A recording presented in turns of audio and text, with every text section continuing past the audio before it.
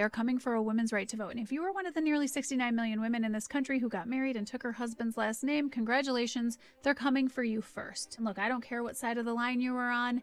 If you are a woman, you need to hear this. I, of course, am referring to this bill right here, the SAVE Act, which has already passed the House of Representatives. This is a voter eligibility bill requiring people in person, because it does away with mail-in and online registration, to bring in documentation to prove you are in fact a U.S. citizen. This will disenfranchise millions, including the military, the poor, the elderly, those who live in rural areas, and in particular, women who got married and changed their last names. But how?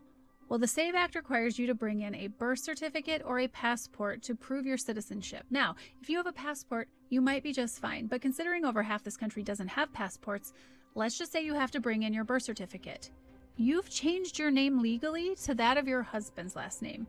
So now it will no longer match your birth certificate, which based on how the law is written, you would not be eligible to register to vote. It's truly diabolical because what they want is a family vote. Women don't vote, but men do, and we trust that the men in our families will vote in our best interest. Well, newsflash, men have never historically voted in women's best interest. And what's more, they're framing this bill as some sort of election integrity bill when what it actually is a voter suppression bill. Here's the thing, I don't really like being suppressed, and I'm certainly not about to leave it to the men.